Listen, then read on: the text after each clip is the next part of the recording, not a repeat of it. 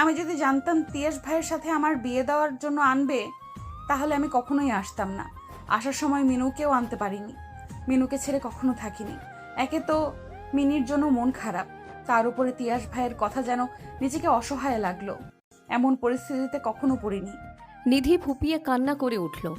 নিধির চোখে পানি দেখে তিয়াস নিধির হাত আলগা করে দিল, কঠিন গলায় বলল, দেখ, এই ন্যাকা কান্না আমার সামনে করবি না। তুই যদি ভেবে থাকিস তোর কান্না দেখে আমি বরফের মতো গলে যাব, তাহলে তুই ভুল ভাবছিস। তোকে আমি কখনোই বউ হিসেবে মানব না। শুনে রাখ, এখন ডিসিশন তোর।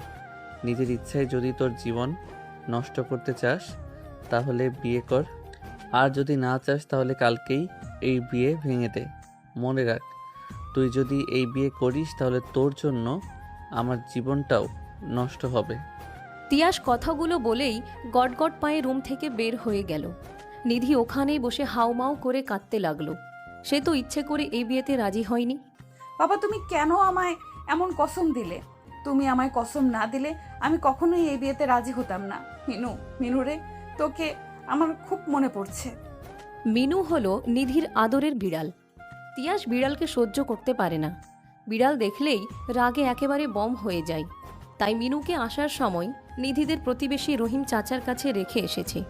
পরদিন সকালবেলা ডাইনিং টেবিলে বসে সকালের নাস্তা করছে তিয়াসের বাবা জামাল খান, বোন মিলি খান, আর সাথে নিধির বাবা আকরাম হোসেন। তিয়াসের মা রুমা বেগম আর নিধি সবাইকে সার্ভ করে দিচ্ছেন। নিধি মা, তুমিও বসো, আমাদের সাথে খেয়ে নাও। না খালু, আমি পরে খালাম্মার সাথে খেয়ে নিব, আপনারা খান। জামাল খান মুচকি হেসে বললেন, আর দুদিন পরেই তোমার আর তিয়াসের বিয়ে। আমি তো তোমার শ্বশুর হয়ে যাব। এখন থেকে বাবা ডাকা প্র্যাকটিস করো। জামাল খানের কথায় সায় জানিয়ে রুমা বেগম বলে উঠল, হ্যাঁ নিধিমা, তুমি এখন থেকে আর খালু খালাম্মা বলে ডাকবে না। তোমার খালুকে বাবা বলে ডাকবে আর আমাকে মা বলে ডাকবে, কেমন? জামাল খান আর রুমা বেগমের কথায় আকরাম হোসেন বেশ খুশি হলেন। নিধি একবার তিয়াসের দিকে তাকালো। তিয়াস রাগী দৃষ্টিতে তাকিয়ে আছে তার দিকে, চোখে ইশারা দিয়ে কিছু বলছে। নিধি বেশ বুঝতে পারল তিয়াসের ইশারা। নিধি বিয়েতে রাজি না, এই কথা সবাইকে এখন বলবে। আর যাই হোক, সে তিয়াস ভাইয়ের জীবন নষ্ট হতে দিবে না। মনে মনে সব কথা সাজিয়ে নিল। নিধি সবার উদ্দেশ্যে কিছু বলতে যাবে, তার আগে আকরাম হোসেন বললেন, ভাইজান, আপনাগোর কথায় মনটা বইরা গেল। আমার মা মরা মাইয়াডা এমনি ভালোবাসা যাইয়েন। আমার মাইয়াডারে খুশি দেখলে আমি নিশ্চিন্তে মরতেও পারমু। বাবার এমন খুশি হওয়া দেখে নিধির আর বলা হলো না, চুপ করে দাঁড়িয়ে থাকলো। আকরামের কথায় রুমা বেগম বলল, ভাইজান, আপনি নিশ্চিন্তে থাকেন। নিধিমা এখানে আমাদের মেয়ে হয়েই থাকবে। একে একে সবার খাওয়া শেষ হলো। আকরাম হোসেন খাওয়া শেষে উঠে গেলেন আর বললেন, ভাইজান, আসলাম তো অনেকদিন হলো। নিধি মায়ের বিয়ের পরের দিনই কিন্তু আমি চলে যাব। কি বলো আকরাম, কত বছর পর আসছো? আর কয়দিনই বা হয়েছে আসছো? আর 2 মাসের আগে তোমাকে যেতে দিচ্ছি না। না ভাইজান, ঈদ পাথরের শহরে আমি আর থাকতে পারুম না। আর তাছাড়া দুদিন পর এটা আমার শালির বাড়ি থাকবো না, মাইয়া শ্বশুর বাড়ি হয়ে যাবে। মাইয়া শ্বশুর বাড়িতে থাকা দৃষ্টিকটু দেয়াবে। জামাল খান আর কথার পিঠে কথা বললেন না। এতদিন যে ছিল এটাই অনেক। জামাল খান বললেন, আচ্ছা, তুমি যা ভালো মনে করো। তিয়াসের খাওয়া শেষে উঠে যেতে নিল। পেছন থেকে রুমা বেগম ডাক দিলেন, তিয়াস, বাবা শোন। তিয়াস পেছনে ঘুরে মায়ের দিকে তাকায়। কিছু বলবে? হ্যাঁ বলবো। তোর আজকে অফিস যেতে হবে না। নিধিমাকে নিয়ে শপিংয়ে যা। কাল বাদে পরশু বিয়ে, এখনো কিছুই কেনাকাটা হয়নি। মায়ের কথায় তিয়াস বেশ বিরক্ত হলো, রাগও হলো অনেক। তিয়াস বলল, মা, আমি পারবো না। অফিসে আজ মিটিং আছে, আমাকে অ্যাটেন্ড করতে হবে মিটিংয়ে। তুমি নিয়ে যাও, নয়তো মিহিকে পাঠাও। রুমা বেগম ছেলের কথা অসন্তুষ্ট হলো, রাগী গলায় বলল, আমি তোমার কাছ থেকে কোনো অজুহাত শুনতে চেয়েছি? তোমাকে আদেশ করেছি। অফিসের কথা আপাতত তোমার ভাবতে হবে না, তোমার বাবা সামলে নেবে। তুমি তোমার বিয়ের প্রিপারেশন নাও। মায়ের এমন কড়া কথায় তিয়াস চুপ করে গেল। সে তার মা বাবাকে প্রচণ্ড ভয় পায়। পাশ থেকে নিধি বলে উঠল, খালাম্মা, শপিংয়ে যেতে হবে না। আমি এই বিয়েতে রাজি না। প্লিজ এই বিয়েটা ভেঙে দাও। আমি এই বিয়ে করতে চাই না। নিধির কথায় তিয়াসের চোখ দুটো খুশিতে চকচক করে উঠল। তিয়াস মনে মনে ভাবল, যাক, অবশেষে এই গাইয়া মেয়ে বলেছে বিয়েতে রাজি না, এখন নিশ্চয়ই মা এই বিয়ে ভেঙে দিবে। কিন্তু তিয়াসের ভাবনাকে ভুল প্রমাণ করে রুমা বেগম বলে উঠলেন, এসব কথা বলতে হয় না নিধিমা। আমার কত দিনের স্বপ্ন তোকে এই বাড়ির বউ করে আনবো। তুই জন্ম নেওয়ার আগে থেকে আমাদের দুই বোনের ইচ্ছে তোকে আর তিয়াসকে বিয়ে দেব। তিয়াস যখন জন্ম নেয় তখন তোর মা বলেছিল, আপা, তোর এই ছেলেকে কিন্তু আমি আমার মেয়ে জামাই বানাবো। তোর মা বেঁচে থাকলে হয়তো অনেক খুশি হতেন। আর যাই হোক, আমার মরা বোনের ইচ্ছে তো পূরণ করতে হবে। আর এখন তুই বলছিস রাজি না, তিয়াস নিজেও রাজি, তাহলে তোর সমস্যাটা কোথায়? রুমা বেগমের কথায় নিধি খুব কান্না পেল। মায়ের কথা বড্ড মনে পড়ছে। তবুও কান্না গিলে নিয়ে বলতে চাইল, তিয়াস ভাইও বিয়েতে রাজি না। কিন্তু তা আর বলতে পারল না। তার আগেই রুমা বেগম তাড়া দিয়ে বললেন, আমি আর কোনো কথা শুনতে চাই না। এক্ষুনি রেডি হয়ে তিয়াসের সাথে শপিংয়ে যাবে। কথাগুলো বলেই রুমা বেগম চলে গেলেন। তিয়াস নিজেও রাগে গজগজ করতে করতে চলে গেল। কিছু সময় পর নিধি আর তিয়াস বের হয়েছে শপিংয়ে যাওয়ার জন্য।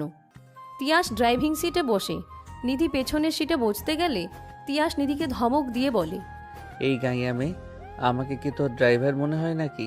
সামনে এসে বস। যত যেখানে রুটকো ঝামেলা সব আমার ঘাড়ে এসেই পড়ে। নিধি তিয়াসের কথায় আর কোনো জবাব দিল না। চুপচাপ এসে ফ্রন্ট সিটে বসল। তিয়াস গাড়ি স্টার্ট দিল। প্রায় মিনিট 40 পর একটা বড় শপিং মলের সামনে এসে গাড়ি থামল। কেউ কারো সাথে কথা বলল না। চারিদিকে উঁচু উঁচু বিল্ডিং, মানুষজন গিজগিজ করছে। কিছু কিছু বিল্ডিং মনে হচ্ছে আকাশ ছুঁয়ে গেছে। নিধি হাঁ করে চারিদিকে দেখতে লাগলো। সে তো গ্রামে বড় হয়েছে, কোনোদিন শহর এলাকায় আসেনি। নিধির এমন তাকানোয় তিয়াসের বেশ বিরক্ত হলো। নিধিকে ধমক দিয়ে বলল, এই ছোট লোক, এভাবে হাঁ করে কি দেখছিস? জীবনেও কি শপিং মল দেখিসনি? মানুষের সামনে কি আমার মান সম্মান খাবি নাকি? তিয়াসের কথায় নিধি অনেক কষ্ট পেল, কিন্তু তা প্রকাশ করল না। আস্তে করে বলল, আপনি আমাকে এইভাবে বলছেন কেন? আমি এত উঁচু বিল্ডিং কখনো দেখিনি, তাই দেখছিলাম। চুপ, একদম আমার মুখে মুখে তর্ক করবি না। চল আমার সাথে। কথাগুলো বলেই তিয়াস মলের ভেতরের দিকে হাঁটা ধরল। পেছন পেছন নিধিও গেল। তিয়াসের কথা মতো নিধি মাথা নিচে করে হাঁটছে। মাথা নিচে করে হাঁটার ফলে কতজনের সাথে যে ধাক্কা লেগেছে তার হিসাব নেই। নিধির উপরে তিয়াস এবার চরম বিরক্ত। তিয়াস রাগী গলায় বলল, এই মেয়ে, চোখ কি বাসায় রেখে আসছিস নাকি মানুষের সাথে ধাক্কা খেতে ভালো লাগছে তোর? নিধি কোনো উত্তর দিল না।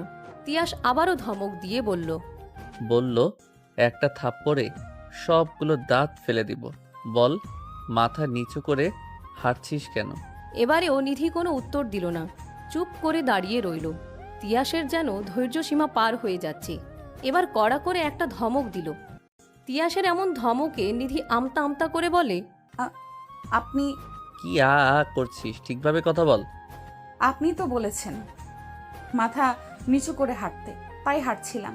আর একটু আগে তো বললেন আপনার মুখের উপরে যেন কথা না বলি, তাই তো চুপ করেছিলাম। একদমে কথাগুলো বলে নিধি। ভয়ে হাত পা ঠান্ডা হয়ে যাচ্ছে নিধির। এই একটা লোককে প্রচণ্ড ভয় পায় নিধি। তিয়াস নিধির ভয় পাওয়া দেখে কিছু বলল না। আবারও হাঁটা ধরল মলের ভেতরে। প্রায় 2 ঘন্টা পর তাদের শপিং করা শেষ হলো। সব কিছু চয়েস তিয়াসই করেছে। নিধি পুরোটা সময় রোবট হয়েছিল। তার বিয়ের জন্য শপিং করা হলেও তিয়াস একটাবারও নিধির মতামত নেয়নি। দোকানে ভেতর ঢুকে যেইটা সামনে পেয়েছে সেটাই কিনে নিয়েছে। শপিং করতে করতে দুপুর হয়ে যায়। তিয়াস কি মনে করে নিধিকে জিজ্ঞেস করে, দুপুর তো হয়ে গেছে, তোর কি খিদে লেগেছে? 2 দিকে মাথা নাড়িয়ে আস্তে করে বলে, না। বাসায় গিয়ে আবার বলিস না তোকে কিছু কিনে খাওয়াইনি। কিছু খেতে চাইলে বল। নিধি আবারও 2 দিকে মাথা নাড়িয়ে না বলে। তিয়াসও আর কিছু বলে না। দুজনেই বাসার উদ্দেশ্যে রওনা দেয়। রাতের বেলা নিধি তার রুমের ব্যালকনিতে দাঁড়িয়ে আছে। আকাশের দিকে তাকিয়ে কোনো এক তারার মাঝে তার মাকে খুঁজে চলেছে। তখনই মিহি এলো। মিহি আর নিধি একই বয়সী। মিহি নিধিকে পেছন থেকে ডাক দিল। আপু, কি করছো এখানে তুমি? রাতের পর ব্যালকনিতে আসা ভাইয়া পছন্দ করে না। নিধি পেছনে ঘুরে দাঁড়ায়। মিহি দেখে নিধির চোখে জল। নিধির চোখের জল দেখে মিহি হতভম্ব হয়ে যায়। কি হয়েছে ভাবি, কাঁদছো কেন? বলো আমাকে। নিধি এবার জোরে কান্না করে দিল আর বলতে লাগলো, জানো, জন্মের সময় নাকি আমার মা মারা গেছে, কখনো মায়ের আদর পাইনি। মায়ের আদর কেমন হয়, আমার মা মারা যাওয়ায় নানির বাড়ির লোকেরা আমার উপর থেকে মুখ ফিরিয়ে নেয়। তাদের ধারণা আমার জন্য আমার মা নাকি মারা গেছে। আমি অপয়া একটা মেয়ে। দাদা বাড়ির সবাই আদর করত। বাবাকে আরেক বিয়ে করার জন্য জোর করলে বাবা আমার বাহানা দিয়ে রাজি হতো না। বাবার ধারণা সৎ মা আসলে কখনো আমাকে ভালোবাসবে না। আমার কথা চিন্তা করে বাবা আর দ্বিতীয় বিয়ে করেননি। সেজন্য দাদা বাড়ির সবার চোখের কাটা হয়ে গেলাম আমি। তারপর বাবা আমাকে নিয়ে বাড়ি থেকে এক কাপড়ে বের হয়ে আসেন। বাবা মেয়ের ছোট সংসার হলো ওই গ্রামে। দাদা বাড়ির সবাইও আমার আর বাবার থেকে মুখ ফিরিয়ে নিল। বাবা কখনো মায়ের আদরের কমতি রাখেননি। তার সব সুখ বিসর্জন দিয়ে আমাকে সুখে রেখেছে। তার এই একটা আবদার, অনুরোধ আমি ফেলি কিভাবে? তার আবদার একটাই, আমি যেন তিয়াস ভাইকে বিয়ে করি। বাবার এই আবদারে আমি প্রথমে না করলেও বাবার মরা মুখ দেখার ভয়ে রাজি হয়ে যাই। কথাগুলো বলতে বলতে অঝরে কাঁদতে থাকে। মিহি কি বলে সান্ত্বনা দিবে ভেবে পাচ্ছে না। মিহির নিজেও খুব খারাপ লাগছে। মিহি ফোন কল আসে আর বলে, ভাবি তুমি কান্না করো না প্লিজ, আমার কল আসছে, আমি পিক করে আসতেছি। মিহি চলে গেল। নিধি অঝরে কাঁদতে থাকে। কিছু সময় পর রুমে তিয়াস আসে। পেছন থেকে তিয়াস বলে ওঠে, এই মেয়ে, এত রাতে বেলকনিতে কি? কান্না করার জায়গার অভাব পড়ছে নাকি? নিধি তাড়াতাড়ি করে চোখ মুছে তিয়াসের দিকে তাকালো। আমতা আমতা করে বলল, কই কান্না করছি? আর এত রাতে আপনি আমার রুমে কেন? নিধির কথা তিয়াসের একটুও ভালো লাগলো না। নিধির গলা চেপে ধরে রাগে দাঁতে দাঁত চেপে বলে, আমার সামনে একদম নাটক করবি না। তোদের মতো লোভী মেয়েদের আমার চেনা আছে। তুই জানিস আমি এখন অফিস থেকে ফিরবো। ইচ্ছে করে রুমের লাইট অন করে রেখেছিস যেন আমি রুমে আসি। তোর মতলব আমি বুঝি না ভেবেছিস? আচমকা এমন আক্রমণে নিধি অনেকটা ভয় পেয়ে যায়। তিয়াসের হাত নিজের গলা থেকে সরানোর চেষ্টা করে ছটপট করতে থাকে। তার নিঃশ্বাস আটকে আসে। ব্যথায় চোখ দিয়ে পানি ঝরতে থাকে। নিধির ছটপট করা দেখে তিয়াস ছেড়ে দেয়। আর এক মুহূর্ত তিয়াস ওইখানে দাঁড়ায় না, গটগট পায়ে চলে যায়। নিধি ওইখানে বসে ব্যথায় ফুপিয়ে কান্না করতে থাকে। আল্লাহ, তুমি আমায় কোথায় এনে ফেললে? 2 দিন পর।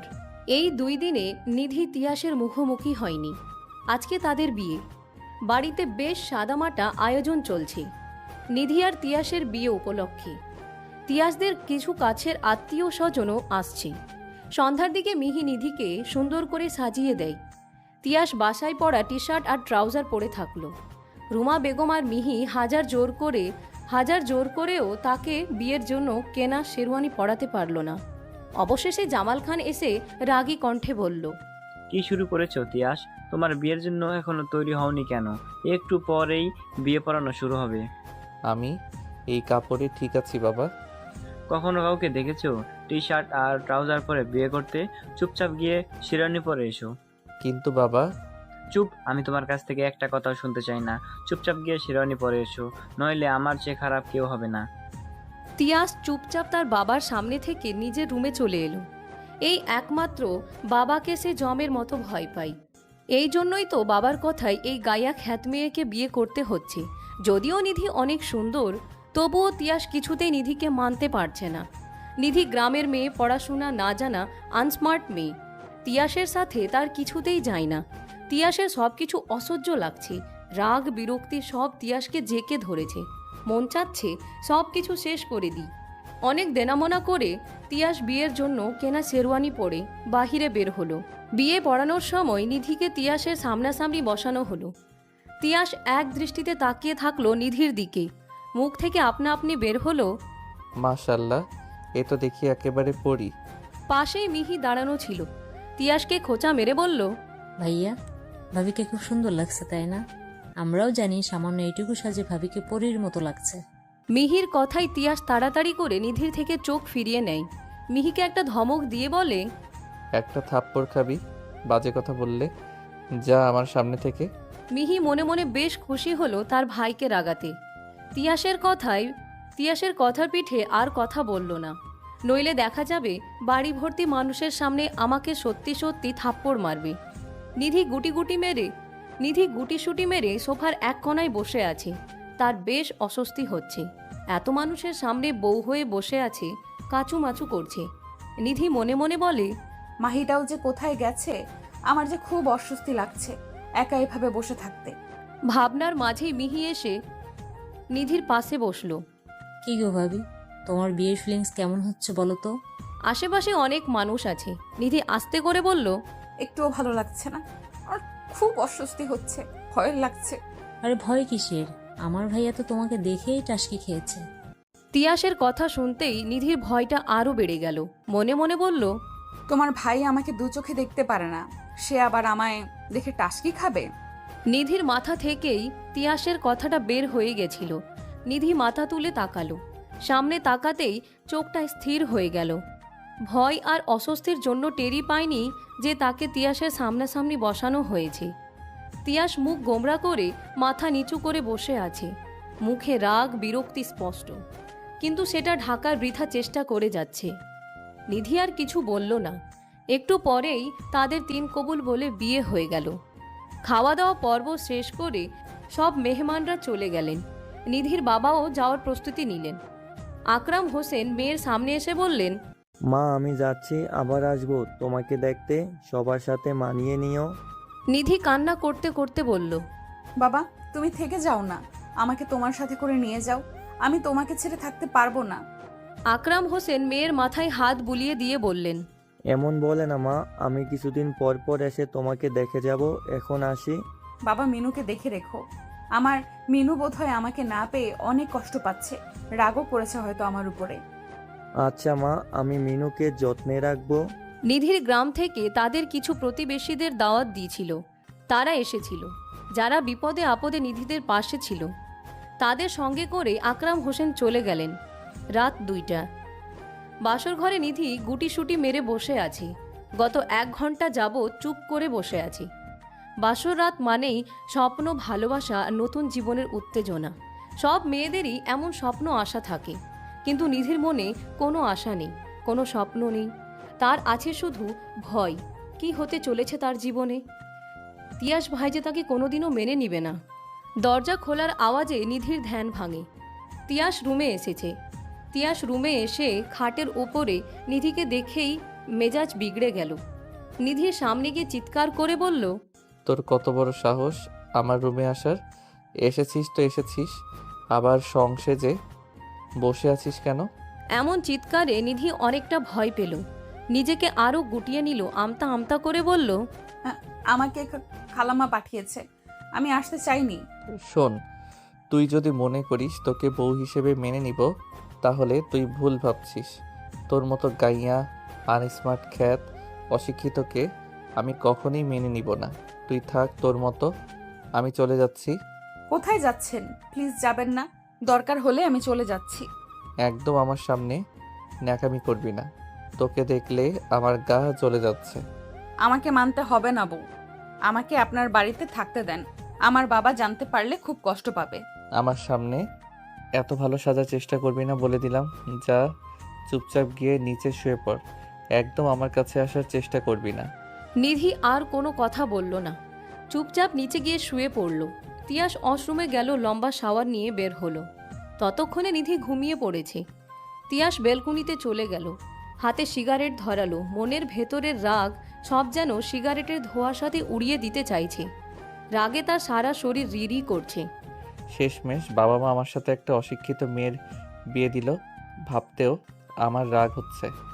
পরদিন সকালবেলা নিধি ঘুম থেকে উঠে বিছানায় তিয়াসকে দেখতে পেল না। নিধি ভাবল হয়তো বাহিরে হাঁটতে গেছে। নিধি ফ্রেশ হয়ে কিচেনে চলে যায়। কাল রাতেই সব গেস্টরা চলে গেছে। বাসায় আছে তার পরিবারের কয়েকজন। নিধি সকালে নাস্তা তৈরি করলো। ততক্ষণে রুমা বেগম উঠে এসেছে।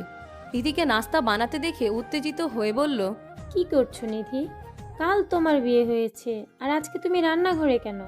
ছাড়ো এসব, যাও রুমে গিয়ে রেস্ট নাও। না গো খালাম্মা, আমি যাব না। আমার রান্না করতে ভালো লাগে। তাছাড়া আমি তো বাড়িতে সব সময় সকালে উঠে নাস্তা বানাতাম। ওটা তোমার বাবার বাড়ি ছিল, কিন্তু এটা তোমার শ্বশুর বাড়ি। তার উপরে কাল তোমাদের বিয়ে হয়েছে। যাও, রুমে যাও। হ্যাঁ, সেটাই তো। আমি তো পরের মেয়ে। আমাকে সেটা মনে করিয়ে দিলে আমি শুধুমাত্র এই বাড়ির বউ। আমি এইভাবে বলতে চাইনি মা। তোমার কালকে বিয়ে হয়েছে। আজকে যদি রান্না করো তাহলে মানুষ আমাকে দজ্জাল শাশুড়ি বলবে। বলবে আমি নতুন বৌমাকে দিয়ে কাজ করাই। নিধি অবশেষে তার শাশুড়ির কাছে হার মানল। কিচেন থেকে বেরিয়ে রুমে যাওয়ার উদ্দেশ্যে পা বাড়ালো। ঘুম থেকে উঠে তো আমি ওনাকে রুমে পাইনি। মনে হয় হাঁটতে গেছে বাহিরে। ও আচ্ছা, ঠিক আছে, তুমি গিয়ে রেস্ট করো। তিয়াস বাড়িতে ফিরলে ওকে কফি বানিয়ে দিও। নিধি আচ্ছা বলে চলে গেল রুমে। রাতে যেগুলো গিফট পেয়েছে ওগুলো গুছিয়ে রাখছিল। নিধির চোখ পড়ে টেবিলের ওপরে একটা লাল রঙের কাগজ। কাগজটার উপরে কলম রাখা। নিধি টেবিলের কাছে গেল, কাগজটায় কি লেখা আছে পড়তে লাগলো। কাগজটায় যা লেখা আছে তা পড়ে নিধি স্তব্ধ হয়ে গেল। তার সারা শরীর কাঁপছে, কথা বলার শক্তি পাচ্ছে না। কথাগুলো যেন গলায় কাটার মতো বিচ্ছে। ঠাই দাঁড়িয়ে রইল ওইখানে। তখন মিহি রুমে আসলো। ভাবি, তোমাকে খেতে ডাকছে, আসো। নিধির কোনো আওয়াজ পেল না। কি হলো ভাবি, ওইদিকে ঘুরে কি করছো? আসো, তোমাকে খেতে ডাকছে তো। এবারও নিধির কোনো সাড়া শব্দ পাওয়া গেল না। মিহি এবার নিধির কাছে গেল। পেছন থেকে নিধির ঘাড়ে হাত রাখতেই নিধি জ্ঞান হারিয়ে নিচে পড়ে যায়। এমন ঘটনায় মিহি হতভম্ব হয়ে যায়। চিৎকার করে তার মা বাবাকে ডাকে। রুমা বেগম আর জামাল খান হুড়মুড় করে রুমের ছুটে আসে। নিধির কি হয়েছে জিজ্ঞেস করলে বলে, আমি জানি না মা, আমি ভাবিকে ডাকতে আসলাম, ভাবির কাঁধে হাত রাখতেই জ্ঞান হারালো। নিধির হাতে একটা কাগজ দেখে রুমা বেগম মিহির উদ্দেশ্যে বলল, মিহি, দেখ তো নিধির হাতে কিসের কাগজ, কি লেখা আছে ওই কাগজে। মিহি মায়ের কথা মতো নিধির হাতের কাগজটা হাতে নেয়।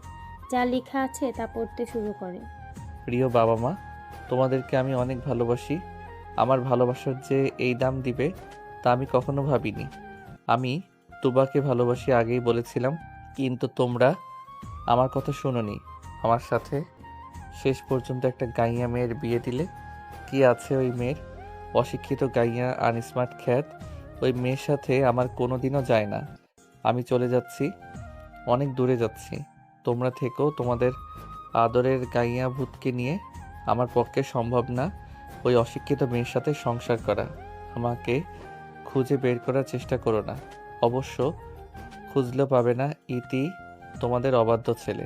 চিঠিটা পড়ে সবাই হতভম্ব হয়ে গেল। তাদের ধারণার বাহিরে ছিল যে তিয়াস এমন কাজ করতে পারে। জামাল খান প্রচণ্ড রেগে গেলেন। রাগী গলায় চিৎকার করে বললেন, তিয়াস, তুমি অনেক বড় ভুল করেছো। তুমি হীরা ছেড়ে কয়লার পিছনে ছুটেছো। তোমার জন্য এই বাড়ির দরজা সারা জীবনের জন্য বন্ধ হয়ে গেল। রুমা বেগম কান্নায় ভেঙে পড়লেন। ছেলেকে হারিয়েছে সে দুঃখে না, একটা মেয়ের জীবন নষ্ট হওয়ার জন্য। নিধির কি হবে? তাদের একটা ভুল সিদ্ধান্তে নিধির জীবনটা এভাবে নষ্ট হয়ে গেল। নিধি বেলকনিতে দাঁড়িয়ে আছে, আকাশের দিকে তাকিয়ে আছে। তার মনে হাজারো অভিযোগ, কিন্তু তার অভিযোগ শোনার মতো কেউ নেই। তিয়াস বাড়ি ছেড়ে চলে গেছে আজ 2 দিন হলো। এই দুদিনে নিধির জীবনটা উলট পালট হয়ে গেছে। তার নিজেকে খুব অপরাধী লাগছে। তার জন্যই আজ তিয়াস ভাই বাড়ি ছাড়া হলো। এই বাড়িতে থাকতে তার দম বন্ধ হয়ে আসছে। সে যে এই কদিনে তিয়াসকে ভালোবেসে ফেলেছে। তার যে মনের এক কোণে তিয়াস নামক মানুষটা বাসা বেঁধেছে। নিধির ধ্যান ভাঙে মিহির ডাকে। কি করছো ভাবি? নিধি পেছনে ঘুরে তাকালো না, যেভাবে ছিল সেভাবে থেকে বলল, কিছু না মিহি, কিছু বলবে? তোমার কি মন খারাপ? যার মন নেই তার আবার মন খারাপ হয় কিভাবে মিহি? মিহির বুঝতে বাকি রইল না যে নিধির মন খারাপ। এই 2 দিনে নিধি খাওয়া দাওয়া ছেড়ে দিয়েছে। কারো সাথে কথা বলে না, সব সময় কান্না করে। মিহি নিধির সামনে একটা বিড়াল রেখে বলে, দেখো তো তোমার মন ভালো হয় কি না। নিধি তাকালো না, বিরক্ত স্বরে বলল, প্লিজ মিহি, বিরক্ত করো না, ভালো লাগছে না। আমাকে একা থাকতে দাও প্লিজ। আরে একবার তাকাবে তো, তারপর না হয় বলো। নিধি বিরক্তি নিয়ে পেছনে ঘুরে তাকালো। সামনে মিনুকে দেখে খুশিতে চোখ দুটো চকচক করে উঠল। মিনুকে কোলে নিয়ে অসংখ্য চুমু দিতে লাগলো। নিধির খুশি দেখে মিহিও অনেকটা স্বস্তি পেল। যেভাবেই হোক ভাবিকে হাসি খুশি রাখতে হবে। এভাবে নিজেকে ঘরবন্দি রাখলে ভাবি অসুস্থ হয়ে পড়বে। নিধি কিছু সময় পর ভ্রু কুঁচকে বলল, বাবা এসেছে মিহি? না, তাহলে মিনুকে আনলো কে? বাবা গেছিল তোমার কলেজ থেকে টিসি আনতে। আসার সময় তোমাদের বাড়িতে গেছিল। মিনুকে দেখে নিয়ে এসেছে যাতে তোমার মন ভালো হয়। তোমাকে আমার কলেজে ভর্তি করানো হয়েছে। কাল থেকে আমার সাথে কলেজে যাবে। কলেজে গেলে তুমি নিজেকে হাসি খুশি রাখতে পারবে। নিধি মিহির কথাগুলো শুনল। এদেরকে যত দেখছে তত অবাক হচ্ছে। তার জন্যে তাদের ছেলে আজ বাড়ি ছাড়া, আর তারা তাকে সারা জীবনের জন্য তাদের কাছে রাখার প্ল্যান করছে। নিধিকে কিছু ভাবতে দেখে মিহি বলল, কি ভাবছো ভাবি? চলো, রাতের খাবার খাবে। তুমি যাও, আমি আসছি। মিহি আচ্ছা বলে ওখান থেকে চলে গেল। নিধি মিনু কেমন মন ভরে আদর করে। মিনুকে বলে, মিনু, তোর কি আমার কথা খুব মনে পড়েছে? আমার উপরে রাগ করেছিস? সরি, আর তোকে দূরে দূরে রাখবো না। মিনু ও কি বোঝে, ও শুধু মিয়াও মেয়াও করতে থাকে। মিনুকে নিয়ে নিধি রাতের খাবার খেতে গেল। খাবার টেবিলে বসে আছে জামাল খান, মিহি আর রুমা বেগম। কাজের মেয়ে শিলা সব কিছু নিয়ে আসছে। নিধিকে আসতে দেখে জামাল খান বললেন, নিধি মা, মিনুকে পেয়ে খুশি তো? নিধি একটা মুচকি হাসি দিয়ে বলল, জি খালু, আমি খুব খুশি হয়েছি। নিধি এসে রুমা বেগমের পাশে এসে বসল। রুমা বেগম বললেন, নিধিমা, আমাদের তুই মাফ করে দিস। আমাদের জন্য তোর জীবনটা নষ্ট হয়ে গেল। আরে খালাম্মা, কি বলছেন আপনি? আপনাদের জন্য কেন আমার জীবন নষ্ট হতে যাবে? এটা হওয়ার কথা ছিল, তাই হয়েছে।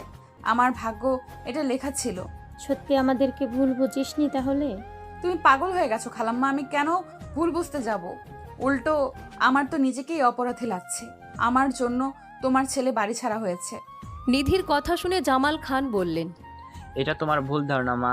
তোমার জন্য কেন সে বাড়ি ছাড়া? সে নিজের ইচ্ছেতে বাড়ি ছেড়েছে। এতে তোমার নিজে দোষ দেওয়া একদম ঠিক নয়। হ্যাঁ, ঠিকই। আমি তিয়াসকে মানুষের মতো মানুষ বানাতে পারিনি। মা হিসেবে আমি ব্যর্থ। নিধিমা, আজকে থেকে তুই এই বাড়ির মেয়ে। কাল থেকে কলেজে যাবি। তোমাকে মানুষের মতো মানুষ হতে হবে। ঠিক কিছুক্ষণ চুপ করে থাকলো, তারপর বলল, মা, আমি অনেক পড়াশোনা করব, তোমাদের মুখ উজ্জ্বল করব। নিধির মুখে মা ডাক শুনে উপস্থিত সবাই অবাক হলেন। রুমা বেগম খুব খুশি হলেন। উঠে এসে নিধিকে জড়িয়ে ধরে বললেন, কি বললি? আরেকবার ডাক তো মা বলে। নিধি এবার কান্না করে দিল। রুমা বেগমের গায়ে যেন আজকে মা মা গন্ধ পাচ্ছে। জন্মের পর হয়তো এই প্রথম কাউকে মা বলে ডাকলো নিধি। রুমা বেগমের বুকে মুখ লুকিয়ে কান্না করতে লাগলো আর বলল, মা, তুমি আমার মা। পাশ থেকে জামাল খান এসে বললেন, আর আমাকে কি বলে ডাকবে নিধিমা? নিধি জামাল খানের দিকে তাকালেন। জামাল খান হাত বাড়িয়ে দিলেন। নিধি জামাল খানের কাছে গিয়ে হাসতে হাসতে বলল, বাবা। পাশ থেকে মিহি এসেও জড়িয়ে ধরল। জামাল খান এক পাশে নিধি, আরেক পাশে মিহিকে আগলে নিয়ে বললেন, আজ থেকে আমার দুই মেয়ে, মিহি খান আর নিধি খান। শুরু হলো তাদের নতুন জীবনের সূচনা 6 মাস পর। এই 6 মাসে নিধির অনেক পরিবর্তন হয়েছে। আগের মতো আর আনস্মার্ট মেয়ে নেই। সে এখন স্মার্ট হয়েছে, আগের তুলনায় সুন্দর হয়েছে। কলেজে নিধির প্রায় অনেক ছেলেদের ক্রাশ। নিধি যদিও কাউকে পাত্তা দেয় না, তার মনে তো এখনও সেই তিয়াস ভাইয়ের বসবাস। নিধি আর মিহি কলেজ যাচ্ছে। সামনেই তাদের অনার্সের ফার্স্ট ইয়ারের এক্সাম। আজকে তারা বাসার গাড়ি নেয়নি, দুজনে রিক্সা করে যাচ্ছে। প্রায় 30 মিনিট পর তারা দুজন কলেজে এসে পৌঁছালো। মিহি আর নিধি সেম ইয়ারে, তাই তারা সবসময় একসাথেই থাকে। তাদের আরও 3 জন বন্ধু আছে, নিলয়, সায়র আর অনি। তারা 5 জন খুব ভালো বন্ধু। নিধি আর মিহি কলেজে ঢোকার পর অনিকে দেখতে পেল। জোরে চিৎকার করে অনিকে ডাকলো, এই অনি, ওখানে কি করিস? এদিকে আয়। হ্যাঁ, আসছি দাঁড়া। অনি ছুটে আসলো নিধি আর মিহির কাছে।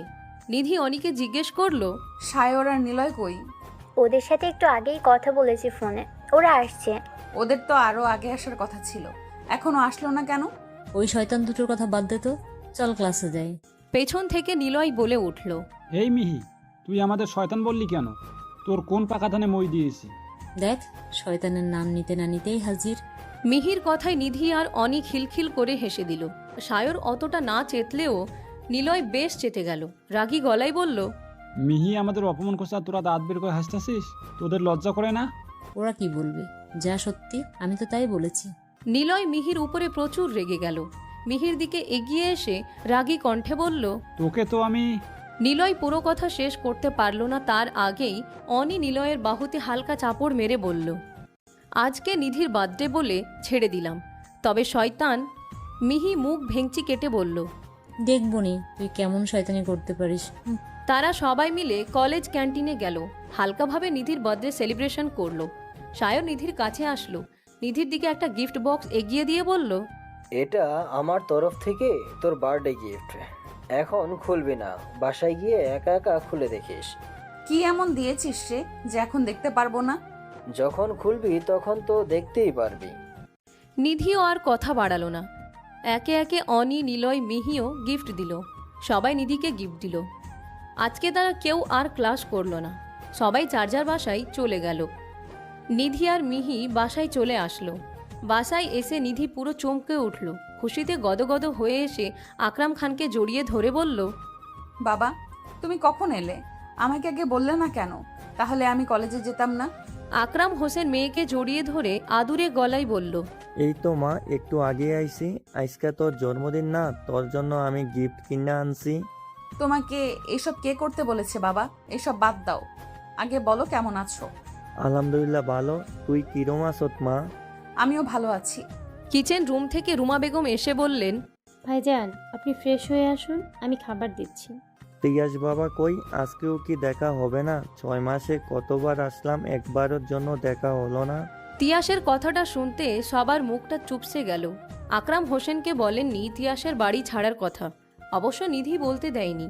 মেয়ের বিয়ের জন্য বিয়ের বিরুদ্ধে গিয়ে দিয়েছে।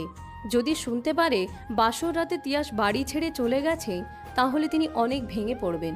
নিধি ব্যাপারটা সামলে নিতে বলল, বাবা, উনি তো দেশে নেই, অফিসের কাজে 2 দিন আগেই আমেরিকা গেছে। জানো, আমার বার্থডের কথা শুনে আমার জন্য বিদেশ থেকে ডায়মন্ডের নেকলেস কিনে পাঠিয়েছে। আকরাম হোসেন মেয়ের কথায় বেশ খুশি হলেন। খুশিতে বললেন, আমি বলেছিলাম না তিয়াস বাবা খুব ভালো ছেলে, তোকে খুব ভালো রাখবে। তুই তো এই বিয়েতে রাজি হচ্ছিলিস না। আকরাম হোসেনের কথায় রুমা বেগম দাঁড়ালেন না, হয়তো চোখের পানি লুকানোর জন্যই সরে গেলেন। মিহি নিজেও চলে গেল।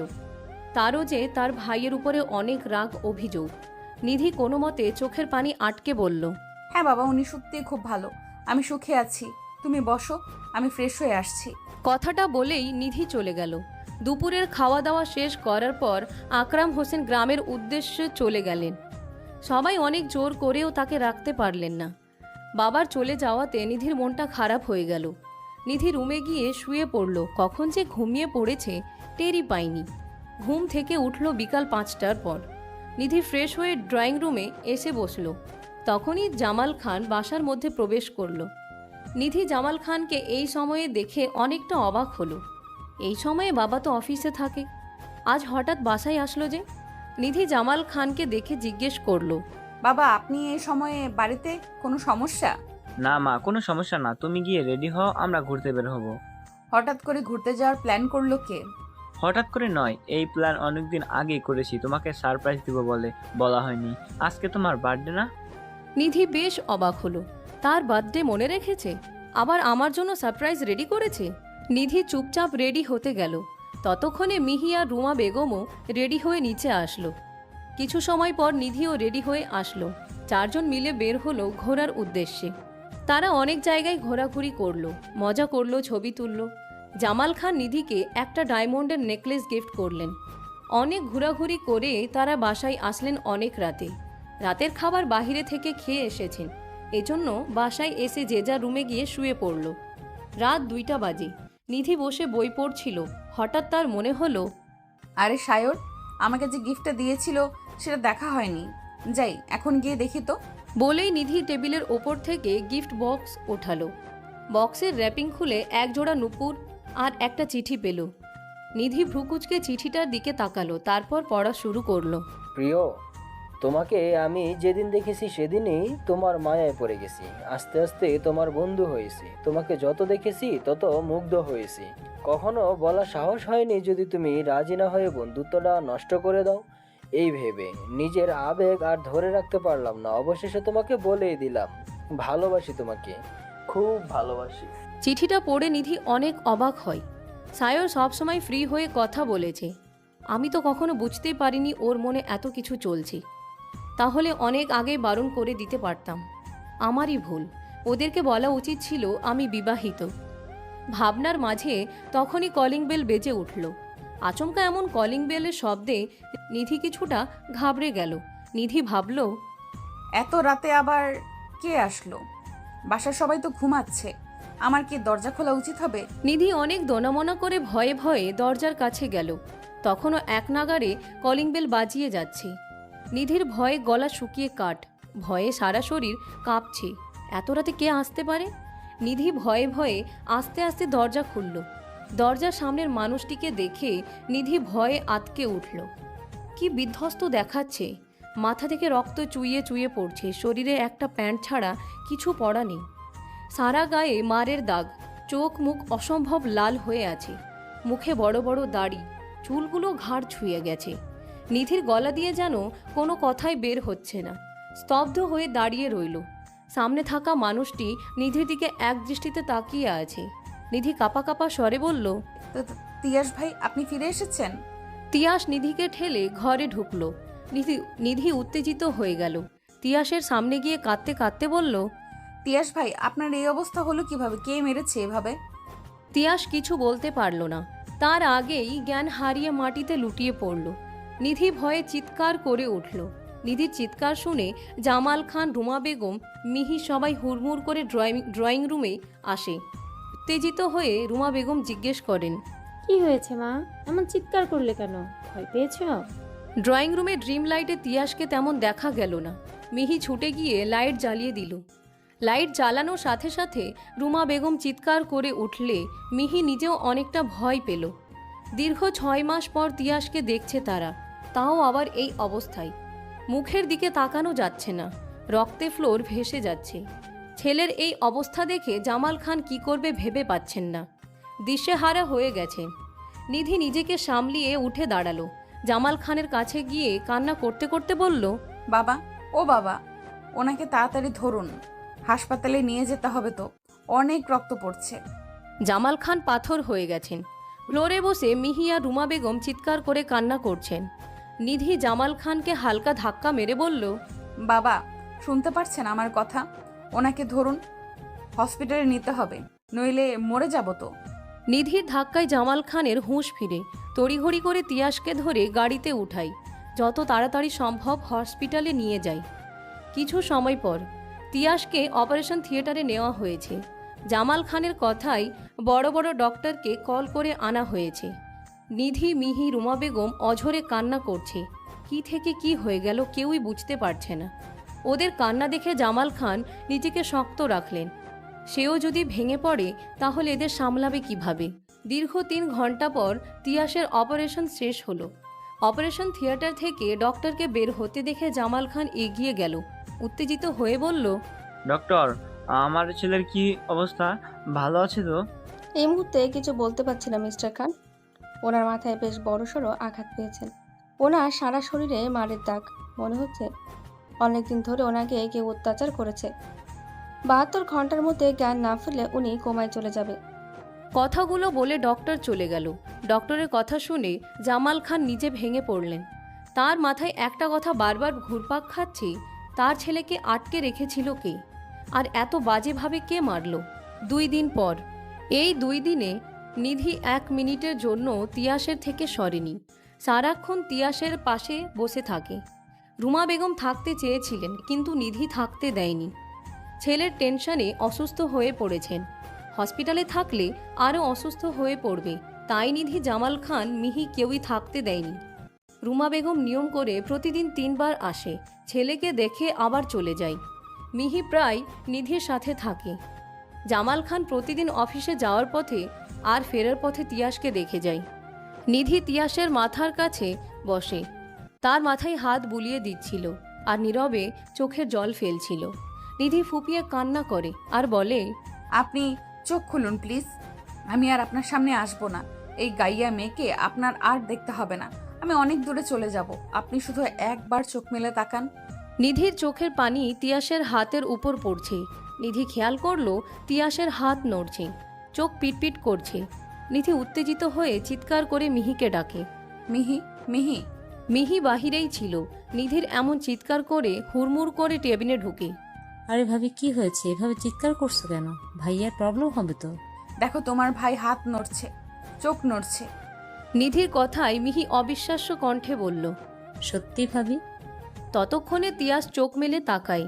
মিহি ছুটে যায় তিয়াসের কাছে, গিয়ে কান্নামাখা কণ্ঠে বলে, ভাইয়া, ভাইয়া তুমি ঠিক আছো? তুমি ভালো হয়ে যাবে, তোমার কিচ্ছু হতে দিব না। বোনের কথায় তিয়াসের চোখের কার্নিশ বেয়ে এক ফোঁটা পানি গড়িয়ে পড়ল।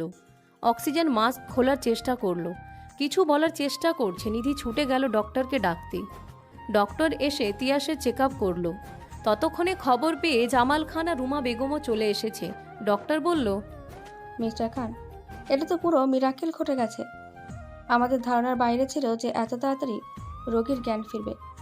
ওরা ভালো মতো যত্ন নিলে খুব তাড়াতাড়ি সুস্থ হয়ে উঠবে। সবই নিধিমায়ের যত্নের ফল আর আল্লাহর ইচ্ছা। ডক্টর চলে গেলেন। রুমা বেগম তিয়াসের কাছে গেলেন। তিয়াসের মাথায় হাত বুলিয়ে দিয়ে বললেন, বাবা, তোর এই অবস্থা কেমন করে হলো? কে করেছে এসব? তিয়াস কোনো কথা বলল না, চুপ করে বসে রইল। তিয়াস ভয় পেল, ভয়ে কাঁপাকাঁপি করছে। রুমা বেগম আবারও জিজ্ঞেস করলো, কি হলো বাবা? বল, যে করেছে তাকে আমরা পুলিশে দেব। তোর বাবা অলরেডি পুলিশকে ইনফর্ম করেছে।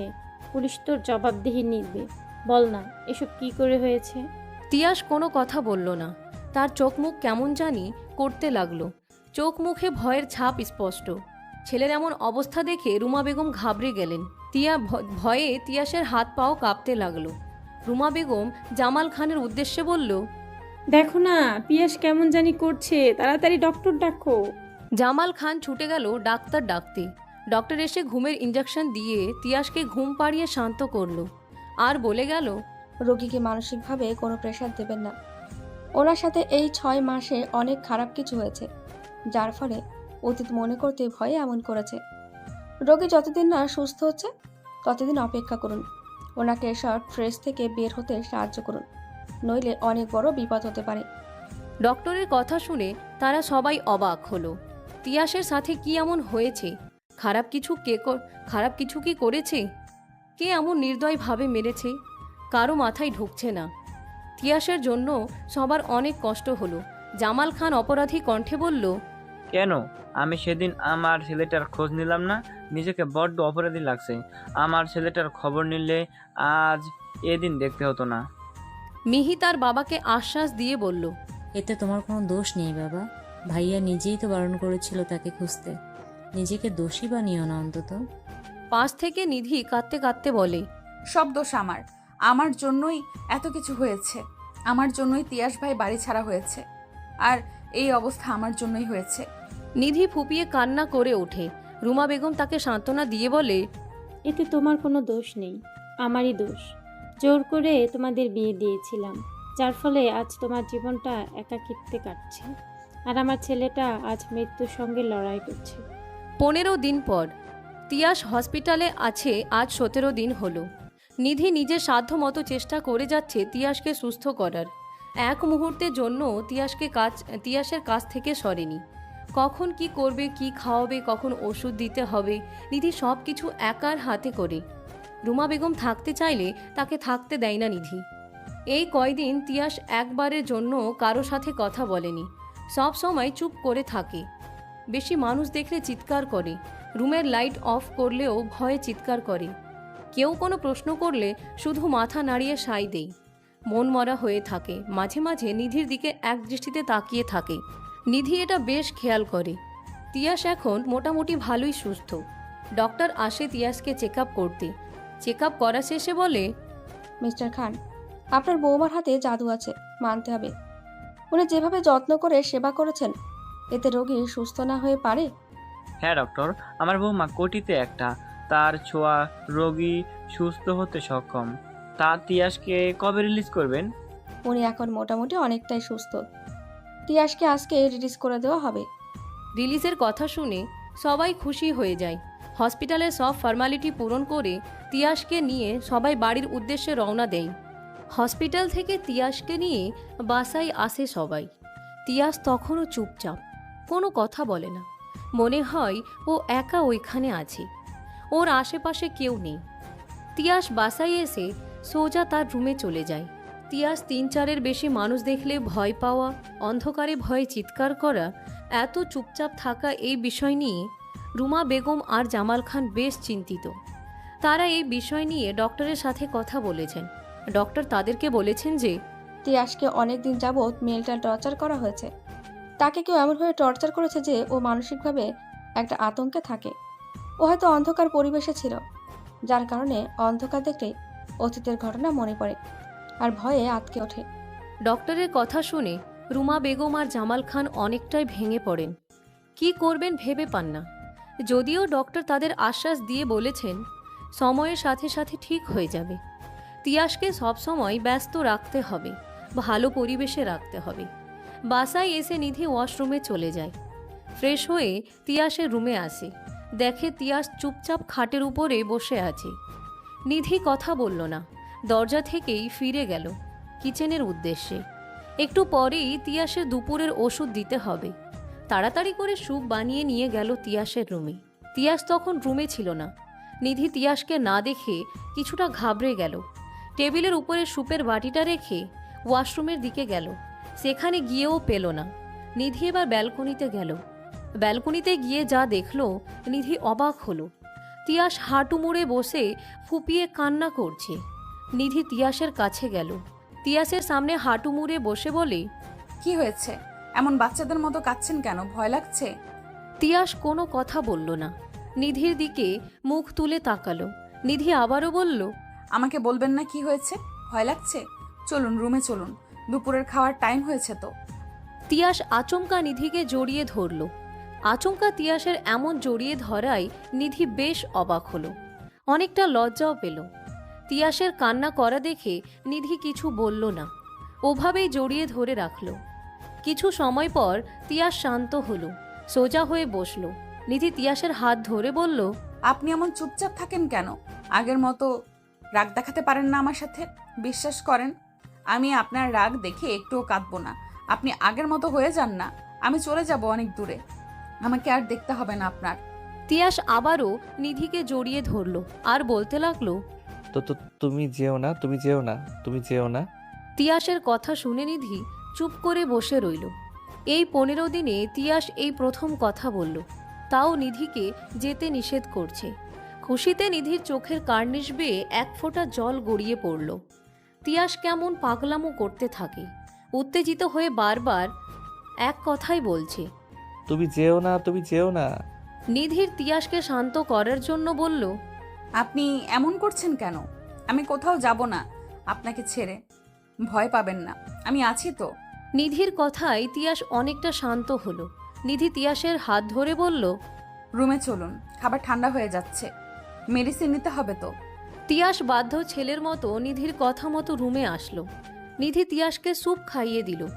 যত সময় নিধি তিয়াসকে খাইয়ে দিয়েছে, পুরোটা সময় তিয়াস নিধির দিকে চেয়েছিল। খাওয়া শেষে মেডিসিন দিয়ে নিধি বাহিরে যাওয়ার উদ্দেশ্যে পা বাড়ালো। তখনই তিয়াস নিধির ওড়না ধরে বাচ্চাদের মতো করে বলে, তুমি যেও না, থেকে যাও না প্লিজ। আমি যাচ্ছি না, এগুলো রেখে আবার আসছি। না, তুমি চলে যাবে, আমি তোমাকে যেতে দিব না। নিধি তিয়াসের কথা মতো থেকে গেল। একটু পরেই তিয়াস ঘুমিয়ে গেল। নিধি আস্তে করে উঠে আসতে গেলে ওড়নায় টান লাগলো। পেছন ঘুরে দেখলো তিয়াস ঘুমের মাঝেও নিধির ওড়না ধরে রেখেছে। নিধি একটা মুচকি হাসি দিয়ে তিয়াসের হাত থেকে তার ওড়নাটা ছাড়িয়ে নিল। কেটে গেল আরও কিছুদিন। এই কয়দিনে তিয়াস পুরোপুরি সুস্থ। আগে কথা না বললেও এখন কথা বলে, টুকটাক সবার সাথেই কথা বলে। নিধি আর তিয়াসের সম্পর্ক বেশ উন্নতি হয়েছে। তিয়াস চোখে হারায় নিধিকে। মানুষ দেখে ভয় পাওয়া, অন্ধকারে ভয় পাওয়া কিছুটা কমেছে। রাত 11টা। তিয়াস ড্রয়িং রুমে বসে মিনুর সাথে খেলা করছে। যে ছেলেটা বিড়াল দু চোখে সহ্য করতে পারত না, সে এখন বিড়ালের সাথে খেলা করে। তিয়াসের এই পরিবর্তনে সবাই বেশ অবাক। অফিস থেকে জামাল খান বাসায় ফিরলেন।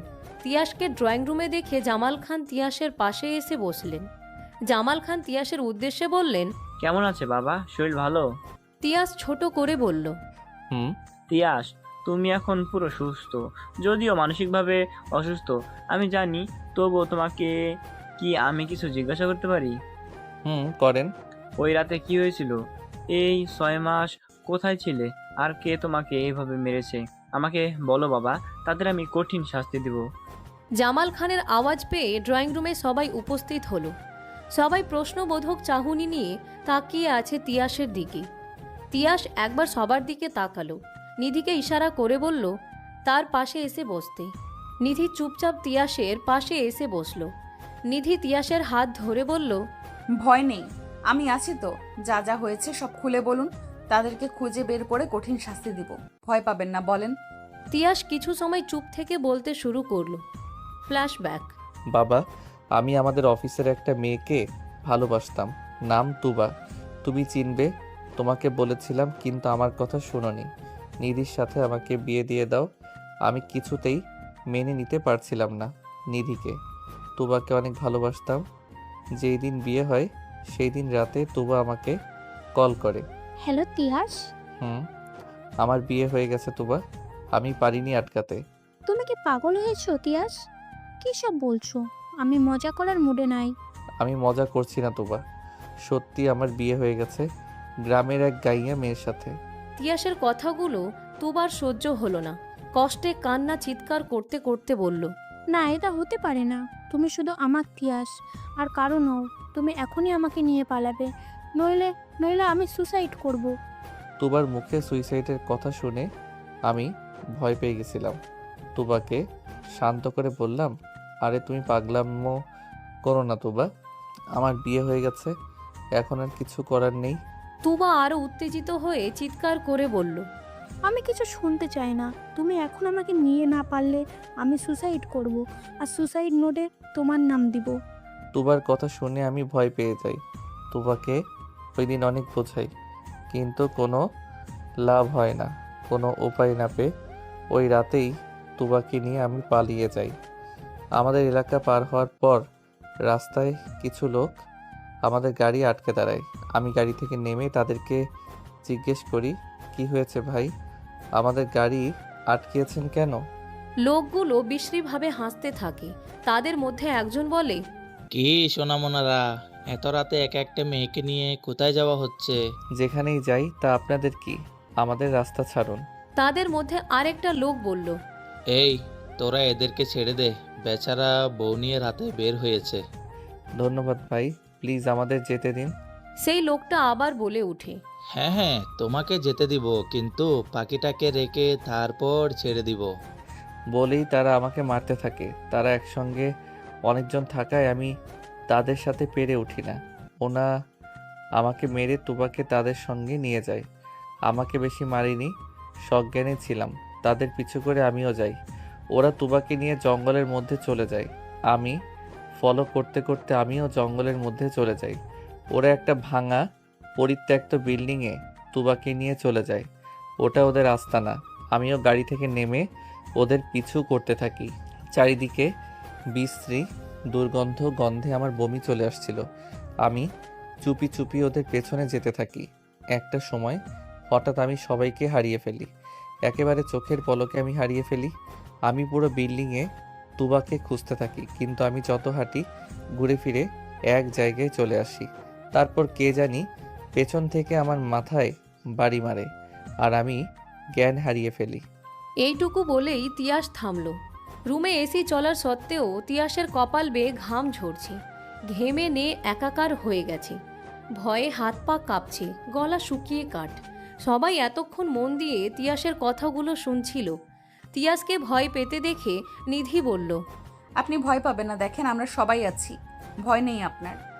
নিধির কথায় তিয়াস একটু স্বস্তি পেল। কাপা কাপা গলায় বলল, আমি পানি খাবো। পানি খাওয়ার কথা শুনে নিধি উঠতে গেল। তিয়াস নিধিকে আটকে বলল, তুমি যেও না, আমার কেমন জানি লাগছে, তুমি যেও না।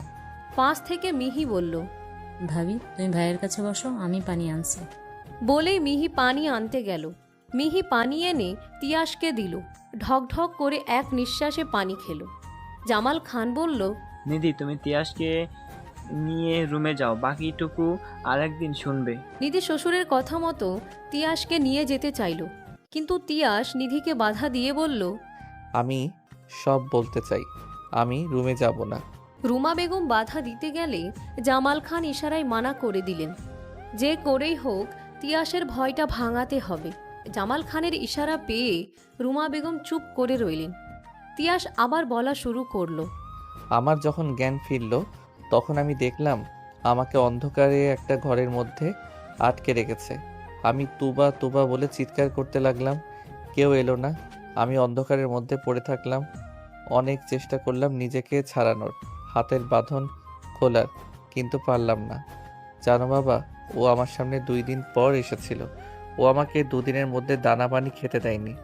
বাঁচার আশা ছেড়ে দিয়েছিলাম, একটু পানির জন্য ছটফট করেছিলাম, কিন্তু ও আসেনি, আমাকে কেউ পানি দেয়নি। তিয়াসের কথায় রুমা বেগম ফুপিয়ে কান্না করে দিলেন। মিহি আর নিধি নীরবে চোখের পানি ফেলছে। জামাল খান স্তব্ধ হয়ে বসে রইলেন। তার একমাত্র ছেলেটা এত কষ্ট করেছে, আর সে কিনা একটাবার খোঁজও নেয়নি। তিয়াস নিজেও ফুপিয়ে উঠলে নিধি সান্ত্বনা দিয়ে বলল, এখন তো সব ঠিক হয়ে গেছে, আপনি আর ভয় পাবেন না, আমরা সবাই আছি তো। আচ্ছা, ওটা কে, ওই খারাপ লোকগুলো? তিয়াস কিছুক্ষণ চুপ থেকে বলল, তুবা, এই সব কিছু তুবার প্ল্যান ছিল। তিয়াসের কথাটাই সবাই বেশ হতভম্ব হলো। যে মেয়ে তিয়াসকে ভালোবাসে সে এমন কেন করতে পারে? নিধি কৌতূহল নিয়ে আবারও জিজ্ঞেস করল, আচ্ছা, এরপর কি হয়েছে সবটা খুলে বলুন। তুবার না আপনাকে ভালোবাসে, তাহলে তুবা কেন এমন করবে? তিয়াস আবারও কিছুক্ষণ থেমে বলল, 2 দিন পর আমি পানি তৃষ্ণায় ছটফট করতে থাকি, জ্ঞান হারাবো এমন সময় কেউ একজন আমার মুখের উপরে পানি ঢেলে দিল। আমি ধরফড়িয়ে উঠি, চোখ মেলে তাকাতেই তুবাকে দেখি। তুবাকে দেখে আমার মুখে হাসি ফুটে ওঠে।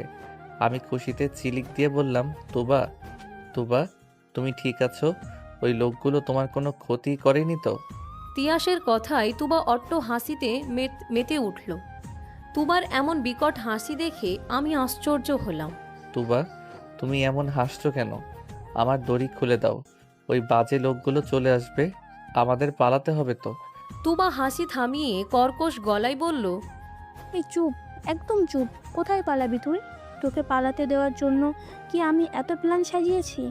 তুবার কথায় যেন আমি আকাশ থেকে পড়লাম। কি বলছে কিছুই আমার মাথায় ঢুকছে না। আমি তুবাকে জিজ্ঞেস করলাম, তুবা, তুমি এসব কি বলছো? কিসের প্ল্যান? কিসের প্ল্যান বুঝতে পারছো না? তোমার সম্পত্তির প্ল্যান। সম্পত্তির মানে কি বলছো এসব? শোন, এসব প্রেম ভালোবাসা কিছুই না। তোর সাথে এতদিন আমি নাটক করে এসেছি। ভেবেছিলাম তোকে বিয়ে করে তোর বাড়িতে গিয়ে সব কয়েকটারে মেরে আমি আর আমার স্বামী রাজত্ব করব। কিন্তু তুই আগে থেকে বিয়ে করে বসে আছিস, তাই তো এত প্ল্যান। আমি তোমার কথাগুলো বিশ্বাস করতে পারছিলাম না। 3 বছর একটা মানুষ কিভাবে এত নিখুঁত অভিনয় করতে পারে? আমার কাছে সব কিছু মজা লাগছিল। আমি ওকে খুব ভালোবাসতাম। ওর এসব কথা আমার কাছে বিশ্বাসের অযোগ্য ছিল। কিন্তু এরপর যা বলল আর আমার সাথে যা যা করলো, বিশ্বাস না করে আর পারিনি। বিশ্বাস হচ্ছে না তো তিয়াস? আমি দুদিকে মাথা নাড়িয়ে না বোঝালাম। তখন ওই অন্ধকার রুমে আলোকিত করে কেউ একজন দরজা খুলল। 2 দিন পর আমার চোখে আলোর রশ্মি পড়ার সাথে সাথে আমি চোখ খিচে বন্ধ করে ফেলি। লোকটি অন্ধকার ঘরটার মধ্যে ঢুকে আবারও দরজা বন্ধ করে দিল। আমি লোকটার দিকে তাকালাম। অন্ধকারে আবছা আলোয় লোকটাকে দেখলাম, কিন্তু চিনতে পারলাম না। তুবা লোকটাকে জড়িয়ে ধরে বলল, হাই ডার্লিং, তোমার আসতে এত দেরি হলো কেন? আমাদের শিকার এখন আমাদের হাতের মুঠোয়। এই তো আমি ডার্লিং, তা তো দেখতেই পাচ্ছি। লোকটা আমার সামনে এসে বিশ্রী হাসি দিয়ে বলল, কি মিস্টার তিয়াস খান, শেখাকিয়ে কেমন ফিল হচ্ছে? আমি অবাক হয়ে ওদের কথাগুলো শুনতে লাগলাম। লোকটা আবারও বলতে শুরু, শোন, ভালোই ভালোই সব সম্পত্তি আমার নামে লিখে দে, সেগুলা বিক্রি করে আমরা চলে যাব। তুইও তোর এই গাইয়া বউ নিয়ে কোনো এক গ্রামে সুখে সংসার করিস। এখন বল কি করবি? আমি তাদেরকে বললাম, দেখেন, আপনি কে আমি জানি না। আপনি মনে হয় আমার ব্যাপারে সব জানেন, তাহলে এটাও আপনার জানার কথা। আমার সব সম্পত্তি আমার বাবার নামে, আমার নামে কিছুই নেই। তাই আমাকে ধরে রাখা ফালতু ছাড়া কিছুই না। আমার কথা শুনে তারা দুজন অবাক হলো। এমনটা বোধহয় তারা আশা করেনি।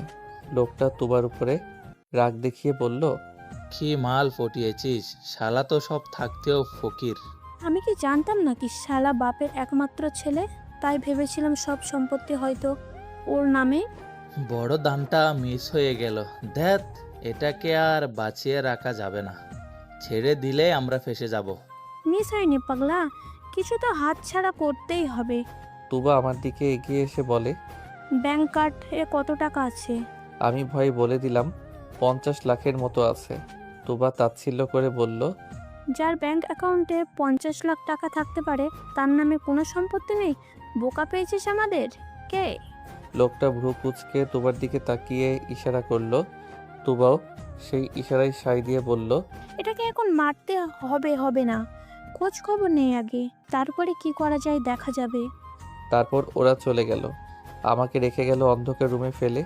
আমি ওদের কাছে বারবার আকুতি করি আমাকে ছেড়ে দিতে, কিন্তু দেয়নি। ওরা আমাকে ওই রুমে আটকে রেখে আমার ব্যাংকের সব টাকা তুলে আমেরিকা চলে যায়। ওদের চেলাপেলাকে বলে পাহারা দিতে। জানো, আমাকে ওরা 2 বেলা খেতে দিত, কোনো দিন দিতই না। ওই অন্ধকার রুমে বন্দি হয়ে থাকি। মাঝে মাঝে কিছু লোক এসে আমার কাছে জিজ্ঞাসাবাদ করে। আমি কিছু বলতে না চাইলে আমাকে মারধর করে। 17 দিন আগে চুপি চুপি একটা লোক আসে আমার কাছে। লোকটা ওদের মধ্যে একজন। লোকটা এসে আমাকে বলে, তোকে আমি পাতালে সাহায্য করব যদি তুই আমার একটা কথা রাখিস। আমি লোকটার দিকে অবাক হয়ে তাকালাম। আমার অবাক হওয়া দেখে লোকটা বলল, অবাক হওয়ার কিছুই নেই, আমি সত্যি তোকে পাতালে সাহায্য করব। তুই শুধু আমার একটা কাজ করে দিবি। বল, করে দিবি? আমি পালানোর কথা শুনে উত্তেজিত হয়ে যাই। তাকে বলি, তুমি যা করতে বলবে আমি করব, তবুও আমাকে প্লিজ এখান থেকে যেতে দাও।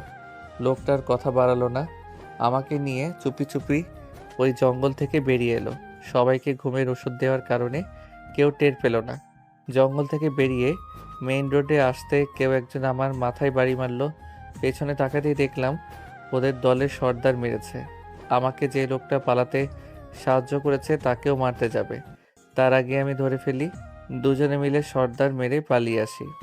এতটুকু বলেই থামলো তিয়াস। সবাই মনোযোগ সহকারে সব কথাগুলো শুনল। সবাই বেশ অবাক হলো। রুমা বেগম ছেলেকে জড়িয়ে ধরে কাঁদছে। নিধি আর মিহিও কান্না করছে। জামাল খান তিয়াসকে বললেন, আচ্ছা বাবা, তুমি রুমে যাও, এসব কথা ভুলে যাও। আমি পুলিশকে দিয়ে ওদের খুঁজে বের করার চেষ্টা করছি আব্বাজান। নিধি তিয়াসকে নিয়ে রুমে চলে গেল। তিয়াস শারীরিকভাবে সুস্থ হলেও মানসিকভাবে অনেক অসুস্থ। তিয়াসের শরীর থেকে এখনও ঘাম ঝরছে। নিধি তিয়াসকে রুমে নিয়ে এসি অন করে দিল। তিয়াসের হাতে হাত রেখে বলল, আমি থাকতে আপনি এখনো ভয় পাচ্ছেন? দেখেন এই রুমটা কত আলোকিত, আপনি ভয় পাবেন না, আমি আছি না। তিয়াস নিধিকে শক্ত করে জড়িয়ে ধরল। আচমকা এমন জড়িয়ে ধরায় নিধি তাল সামলাতে না পেরে একটু পিছিয়ে গেল। তিয়াস নিধিকে জড়িয়ে ধরে বলল, তোমাকে ছেড়ে কেন দিন যেও না। তোমাকে ছেড়ে আমি ভুল করেছি, তোমাকে কষ্ট দিয়ে আমি পাপ করেছি, তোমাকে অপেক্ষা করিয়ে নিজে কষ্টে মরেছি। আমাকে তুমি মাফ করে দাও, আমি তোমাকে হারাতে চাই না, তুমি আমায় ছেড়ে যেও না। তিয়াসের কথা শুনে নিধি পাথরের মতো জমে যায়। সারা শরীর শিরশির অনুভূতি সৃষ্টি হয়। পেটের ভেতরে হাজারো প্রজাপতি উড়ে বেড়ায়। অদ্ভুত এক অনুভূতির জন্ম নেয়। নিধির কাঁধে তিয়াস আলতো করে ঠোঁট ছোঁয়ায়। তিয়াসের পরশ পেয়ে নিধি কেঁপে উঠে। তিয়াস নিধিকে ছাড়িয়ে সোজা হয়ে দাঁড়ায়। নিধির মুখ তিয়াসের 2 হাতের মধ্যে এনে আবেগীয় সুরে বলল, আমাকে মাফ করবে না বলো?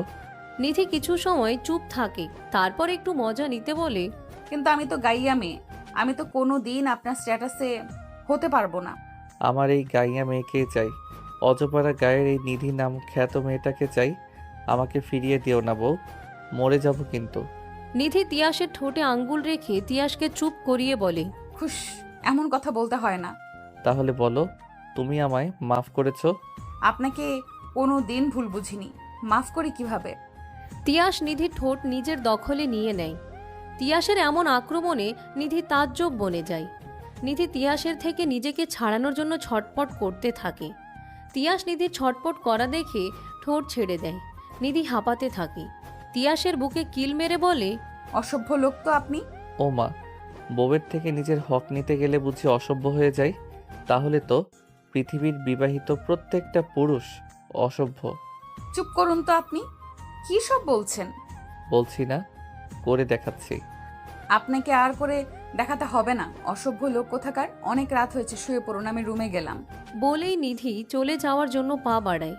তিয়াস পেছন থেকে নিধির হাত ধরে আটকে দেয়। নিধি ভ্রুকুচকে তিয়াসের দিকে তাকায় আর ইশারায় বলে কি হয়েছে। তিয়াস ভাবলেশহীনভাবে বলল, আমার রুম থাকতে তুমি অন্য রুমে কেন যাবে?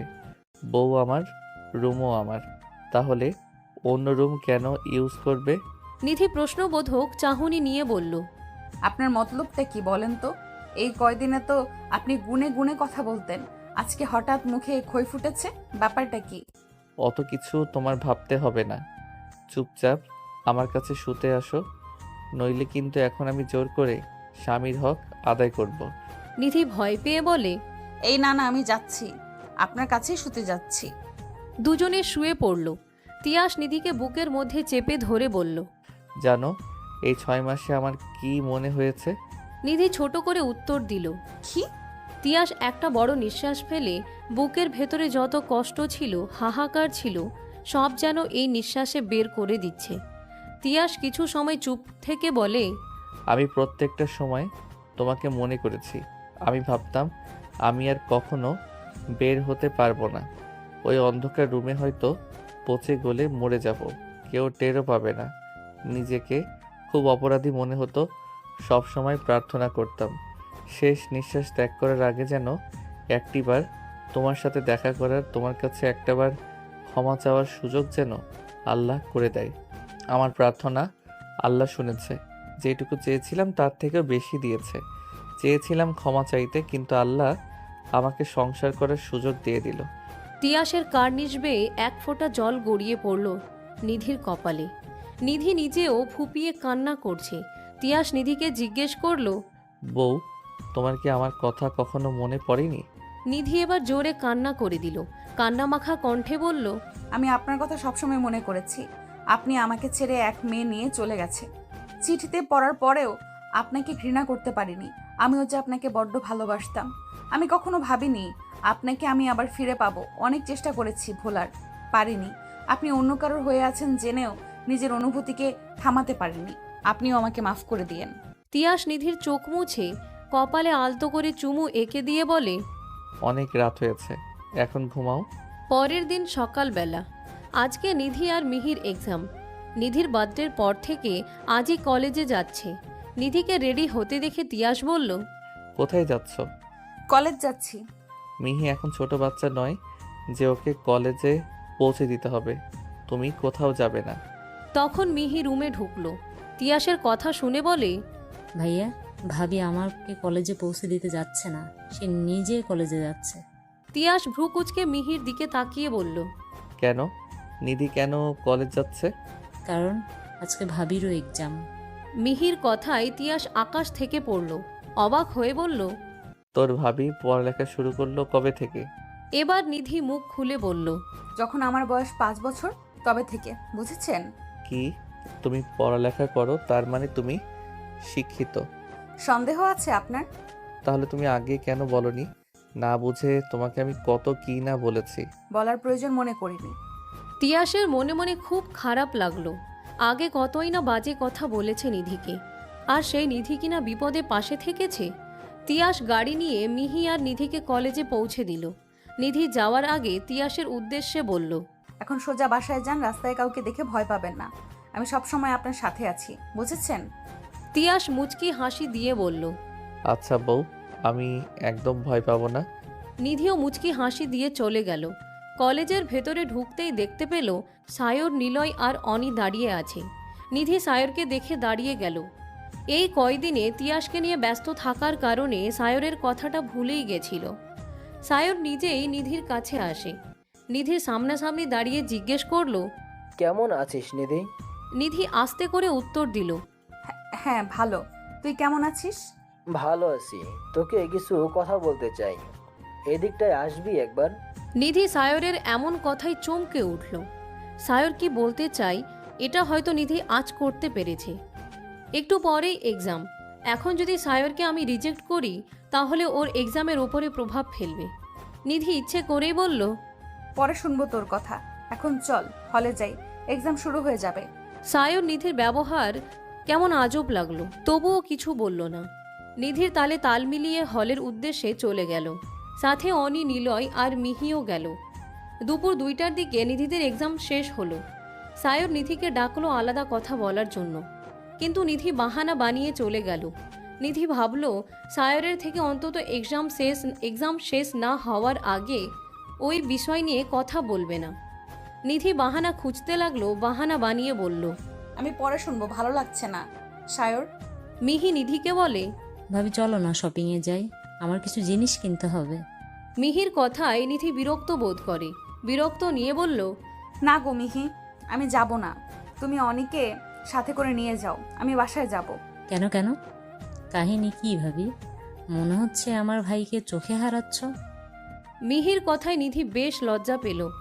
মিহির হাতে হালকা চাপড় মেরে বলল, উফ মিহি, মজা করো না তো, যাও তুমি, আমি বাসায় গেলাম। নিধি সবার থেকে বিদায় নিয়ে চলে গেল। নিধি কলেজ গেট পার হয়ে অবাক হয়ে যায়। তিয়াসকে দেখে তাজ্জব বনে গেল। তিয়াস সকালে যেখানে দাঁড়িয়েছিল এখনও সেখানেই দাঁড়িয়ে আছে। তিয়াস নিধিকে দেখে হাত ইশারা করে ডাকল। নিধি তিয়াসের কাছে গেল। নিধি বলল, কখন এসেছেন, নাকি বাসায় যাননি? বাসায় যাইনি, তোমাদের জন্য অপেক্ষা করছিলাম। পাগল নাকি আপনি? সেই সকাল থেকে দুপুর পর্যন্ত অপেক্ষা করেছিলে। পাগল ছাগল যা বলার বলো, তাতে আমার কিচ্ছু আসে যায় না। তিয়াস মিহিকে না দেখতে পেয়ে বলল, মিহি কোথায়? ওর কিছু জিনিস কিনবে, তাই শপিং মলে গেছে। ও আচ্ছা, চলো আমরা যাই তাহলে। চলেন। তিয়াস আর নিধি বাসার উদ্দেশ্যে রওনা দিল। কিছু সময় পর নিধি খেয়াল করলো তারা যে রাস্তা দিয়ে যাচ্ছে ওটা বাসার রাস্তা না। নিধি তিয়াসকে জিজ্ঞেস করলো, আমরা কোথায় যাচ্ছি? এটা তো বাসার রাস্তা না, নাকি আপনি রাস্তা ভুলে গেছেন? বলিনি বউ, এটা বাসার রাস্তা না। আমিও জানি আমরা ঘুরতে যাচ্ছি। নিধি বলল, কোথায়? গেলেই দেখতে পারবে। নিধি আর কোনো কথা বলল না। প্রায় 1 ঘন্টা পরে একটা শুনশান রাস্তায় এসে দাঁড়ালো। আশেপাশে তেমন মানুষ নেই। পাশেই নদী। তিয়াস গাড়ি থেকে নামলো। নিধিও নামলো। একটা মনোমুগ্ধকর পরিবেশ, চারিদিকে শুনশান নীরবতা। মাঝে মাঝে নদীর বুকে আসা ঢেউ এসে তীরে বাড়ি খাচ্ছে। হিমশীতল বাতাস এসে তাদের শরীর ছুঁয়ে দিচ্ছে। তিয়াস নদীর কূলে দাঁড়িয়ে 2 হাত মেলে দিল প্রকৃতিকে উপভোগ করার জন্য। পেছন থেকে নিধি গিয়ে জড়িয়ে ধরল আর বলল, হঠাৎ এমন জায়গায় আসলেন যে? তিয়াস নিধির দিকে ফিরল, তারপর বলল, একটা কাজে আসছি। নিধি অবাক হলো, এমন শুনশান জায়গায় কি কাজ থাকতে পারে? নিধি কৌতূহল নিয়ে প্রশ্ন করল, কি কাজ? চলো আমার সাথে। তিয়াস হাঁটতে লাগলো। নিধিও পিছু পিছু হাঁটতে লাগলো। তিয়াস নদীর পাশে একটা গাছের নিচে এসে দাঁড়ালো। তিয়াস গাছের নিচে মাটি খুঁড়তে লাগলো। তিয়াসের এমন কাজে নিধি ভড়কে গেল।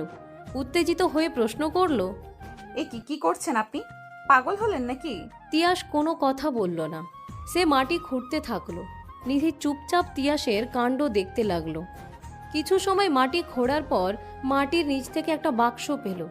নিধি অবাক হয়ে জিজ্ঞেস করলো, এটা কি, আর এটাতে কি আছে? তিয়াস বলতে শুরু করলো, আমাকে যে লোকটা ওখান থেকে পালাতে সাহায্য করেছিল, ওই লোকটা আমাকে বলেছে এই বাক্সটা তার ছেলের কাছে পৌঁছে দিতে। নিধি অবাক হয়ে বলে, ওই লোকটা এখন কোথায়? সেই দিতে গেল না কেন? আর আপনাকে কে বলল এটা এখানে আছে? লোকটা এখন জেলে। আর আজকে তোমাদের কলেজ পৌঁছে দিয়ে আমি গেছিলাম জেলে। উনি আমাকে ওই দিন রাতে বলেছিল সে আত্মসমর্পণ করবে, বাজে কাজ আর করবে না।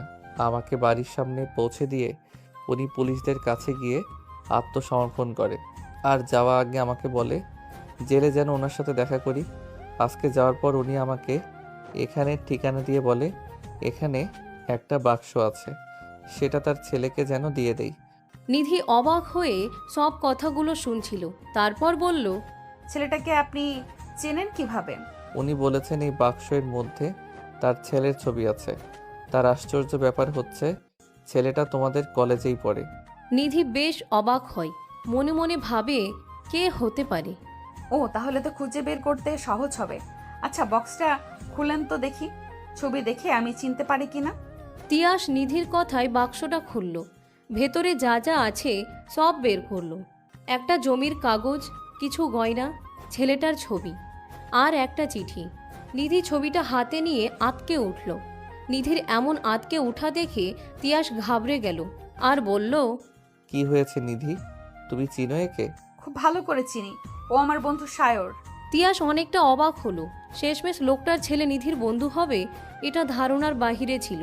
তিয়াস বলল, তাহলে চলো ওকে এগুলো পৌঁছে দিয়ে আসি, তারপর বাসায় যাব। নিধি তিয়াসকে আটকে দিয়ে বলল, না এখন না। তাহলে কখন? তিয়াসকে নিধি সব খুলে বলল, সায়রের নূপুর আর চিঠি দেওয়ার কথা। নিধির কথা শুনে তিয়াস তাজ্জব বনে গেল, অবাকের উপরে অবাক হচ্ছে। তিয়াস অদ্ভুতভাবে বলল, নিধি, কি অদ্ভুত বিষয় তাই না? আমাকে একটা লোক বাঁচালো, তার ছেলে তোমার বন্ধু হলো, সেই বন্ধু আবার তোমাকে ভালোবাসলো, আর তুমি আমার বউ। কি গোলমেলে ব্যাপার তাই না? আসলেই অদ্ভুত। কেটে গেছে আরও 1 মাস। এই 1 মাসে বদলে গেছে অনেক কিছু। তিয়াস মানসিকভাবে এখন পুরোপুরি সুস্থ। এখন সে অফিসে যায়। নিধি আর তিয়াস দুজনের মধ্যে এখন আর 5টা স্বামী স্ত্রীর মতো থাকে।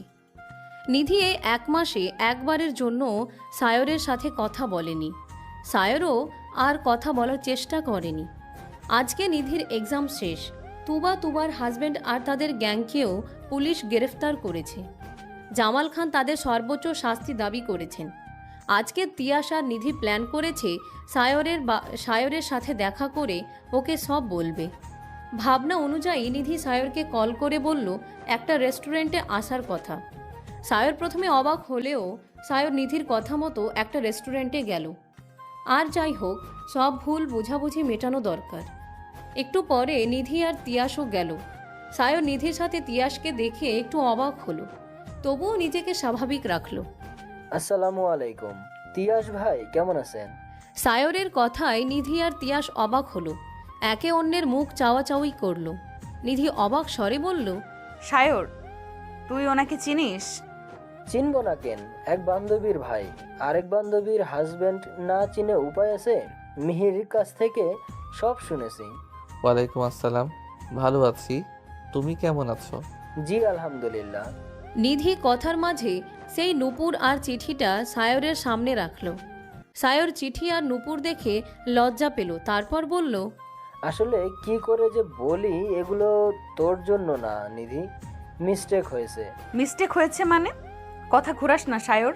সায়র আমতা আমতা করে বলে, আরে কথা ঘোরাচ্ছি না, আসলে এগুলো মিহির জন্য ছিল। আমি ওকেই ভালোবাসি। তোদের দুজনের জন্য আমি গিফট কিনেছিলাম, তোর জন্য ঘড়ি আর মিহির জন্য নূপুর, কিন্তু র্যাপিং পেপার এক হওয়ার কারণে কোনটা কার আমি বুঝতে পারিনি। তাহলে তুই যে বলেছিলি আলাদা করে দেখতে? সায়র এবার মাথা নিচু করে নেয়, অপরাধী কণ্ঠে বলে, আলাদা করে দেখতে বলছিলাম কারণ আমার দেওয়া ঘড়িটা অতটা দামি ছিল না, তাই লজ্জায় কারো সামনে দেখতে না করেছিলাম। এত বড় লোক মানুষ সবাই এত দামি গিফট এর মধ্যে নিজেকে খুব ছোট লাগছিল, তাই। গিফট দামি হোক বা কম দামি, গিফট সবসময় মূল্যবান হয়, টাকায় কখনো মাপা যায় না। সায়র মাথা নিচু করে রাখল। তখনই মিহি আসলো। মিহিকে দেখে তিয়াস আর নিধি অনেক অবাক হলো।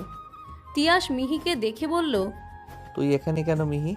মিহি নিজেও তার ভাই ভাবিকে দেখে অবাক হলো। মিহি আমতা আমতা শুরু করলো, কিছু বলতে পারলো না। মিহির আমতা আমতা দেখে সায়র বলল, আসলে ভাইয়া, ওকে আমি ডেকেছি দেখা করার জন্য, আমরা একে অপরকে ভালোবাসি। সায়রের এমন কথায় মিহি চমকে উঠল। ভাইয়ার সামনে ভালোবাসার কথা বলছে, ভাইয়া তো জীবনেও মানবে না, উল্টো এখানে সিন ক্রিয়েট করবে। মিহির ভাবতেই গলা শুকিয়ে গেল, ভয়ে কাঁপাকাঁপি শুরু করে দিল।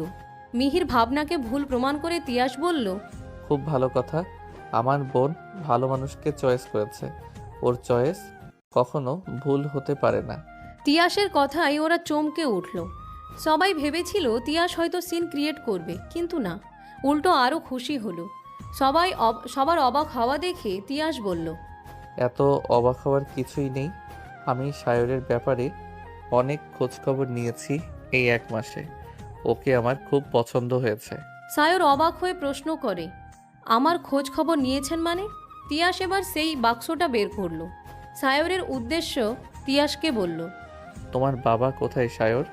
বাবার কথা শুনতেই সায়র চমকে উঠল।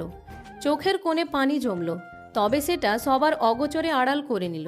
জানি না, উনি হঠাৎ হঠাৎ কোথাও উধাও হয়ে যায়। গত 2 মাস যাবৎ কোনো খবর নেই। আপনি হঠাৎ আমার বাবার কথা কেন জিজ্ঞেস করছেন? আমি ছেলে হয়ে বুঝতে পারিনি বাবা, আমিও ছেলে হয়ে ব্যর্থ। তিয়াস সায়রকে সান্ত্বনা দিয়ে বলল, সায়র, তুমি এভাবে ভেঙে পড়ো না। আমি যতটা সম্ভব আমার সাধ্যমতো চেষ্টা করব আঙ্কেলকে ছাড়ানোর। উনি মাত্র 1 বছরই এই খারাপ কাজে যুক্ত হয়েছেন। ওনার শাস্তি কম হবে, তুমি চিন্তা করো না। সায়র কোনো কথা বলল না, অঝরে কাঁদতে থাকলো। তার চোখের পানি আজ বাঁধ মানছে না। নিধি তিয়াসকে বলল, আমাদের যাওয়া উচিত। সায়রকে নিজেকে সামলানোর জন্য একা থাকতে দাও। মিহির দিকে তাকিয়ে বলল। মিহি, তুমি সায়রের কাছে থাকো। মিহি সাই জানালো। তিয়াস আর নিধি ওদেরকে একা রেখে চলে গেল। কিছুদিন পর সায়রের বাবা জেল থেকে ছাড়া পেয়েছেন। ছাড়াতে যদিও অনেক ঝামেলা পোহাতে হয়েছে তিয়াসকে। তুবা আর তার হাজবেন্ডের গ্যাং সহ সবাইকে কঠিন শাস্তি দেওয়া হয়েছে। নিধি বিকালবেলা মিনুকে কোলে নিয়ে বসেছিল বেলকনিতে। পাশে মিহি বসে তারা গল্প করছে। হঠাৎ করেই নিধি গা গুলিয়ে ওঠে। নিধি ছুটে ওয়াশরুমে যায়। মিহি বুঝে উঠতে পারে না নিধির এমন আচরণে। মিহিও নিধির পেছন পেছন এসে বলে, কি হয়েছে তোমার? বুঝতে পারছি না মিহি, হঠাৎ করেই বমি আসলো, মনে হয় গ্যাস্ট্রিকের প্রবলেম। ও আচ্ছা, দাঁড়াও, আমি ভাইয়াকে কল করে আসি, হসপিটালে যেতে হবে তো। আরে না না, তোমার ভাইকে কল দিও না, টেনশন করবে। এটা এমনিই ঠিক হয়ে যাবে। তুমি বমি করছো এটা যদি ভাইয়াকে না বলি, তাহলে বাড়ি এসে আমাদের কাউকে ছেড়ে কথা বলবে না তোমার জামাই। তাই চুপ থাকো, আমি কল করে আসছি। নিধি আর কোনো কথা বলল না। ভাই বোন দুজনেই ঘাড় তেরা, যা বলবে তা করে ছাড়বে। আধ ঘন্টা পর তিয়াস হুড়মুড় করে বাড়িতে প্রবেশ করে। ছুটে আসে নিধির কাছে। নিধির কাছে এসে উত্তেজিত কণ্ঠে বলল, কি হয়েছে বউ? শরীর খারাপ লাগছে? দেখি কোথায় খারাপ লাগছে, ডক্টর ডাকবো? আরে আপনি এই সময় বাসায় এত উত্তেজিত হবেন না, জাস্ট একবার বমি হয়েছে, মনে হয় গ্যাস্ট্রিকের প্রবলেম। ওঠো, আমার সাথে এখনই হসপিটালে যাবে। পাগল হয়েছেন? সামান্য এইটুকুর কারণে হসপিটালে যাব? এটা তোমার কাছে সামান্য বিষয়, আমার জন্য না। নিধি তিয়াসের কথার পিঠে আর কিছু বলতে পারল না। তার আগেই মাথাটা কেমন ঘুরে উঠল। নিধি মাথা ঘুরে তিয়াসের বুকের উপরে ঢলে পড়ল। নিধি পড়ে যাওয়ায় তিয়াস ঘাবড়ে গেল। নিধিকে বিছানায় শুইয়ে দিয়ে রুমা বেগম আর মিহিকে ডাকল। তারপর ডক্টরকে কল করলো। কিছু সময় পর ডক্টর এসে নিধিকে চেক আপ করে বলল, কংগ্রাচুলেশন মিস্টার খান, আপনার ওয়াইফ মা হতে চলেছে। কথাটা কানে যেতেই সবাই খুশিতে আত্মহারা হয়ে যায়। তিয়াস স্তম্ভ হয়ে দাঁড়িয়ে রইল। খুশিতে পাথরের মতো জমে গেছেন। ডক্টর কিছু ওষুধ লিখে দিয়ে চলে যান। রুমা বেগম নিধির মাথায় হাত বুলিয়ে দিয়ে বললেন, নিধিমা, এখন কেমন লাগছে? শরীর ভালো লাগছে? জি মা, আমি ভালো আছি। রুমা বেগম নিধিকে রেস্ট নিতে বলে কিচেনে চলে গেলেন নিধির জন্য ফল আনতে। রুমা বেগমের সাথে মিহিও চলে গেল। তিয়াস নিধির পাশে এসে বসে। নিধির পেটে হাত রেখে বলে, এখানে আমাদের অস্তিত্ব আছে বউ। খুশিতে তিয়াসের চোখ বেয়ে জল গড়িয়ে পড়ল। নিধি তিয়াসের পানি মুছে দিয়ে বলল, এটা খুশির সংবাদ, কাঁদছেন কেন? তিয়াস নিধিকে জড়িয়ে ধরে বলল, এটা খুশির কান্না বউ। তুমি আমার জীবনের বেস্ট গিফটটা দিয়েছো।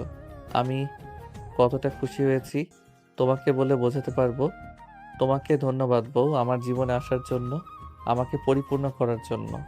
তোমাকে 1000বার ধন্যবাদ। নিধি মুচকি হাসি দিয়ে বলল, আপনাকেও ধন্যবাদ, অজপাড়া গায়ে খ্যাত মেয়েকে মেনে নেওয়ার জন্য, তাকে ভালোবেসে আগলে রাখার জন্য। আমি যেমন আপনার জীবন পরিপূর্ণ করেছি, ঠিক তেমনি আপনিও আমার জীবন পরিপূর্ণ করেছেন, তাই আপনাকেও লক্ষ গুণ ধন্যবাদ। ভালোবাসা সুন্দর, ভালোবাসা দেখতেও সুন্দর, ভালোবাসাতেও সুন্দর, কারো ভালোবাসা হওয়াও সুন্দর।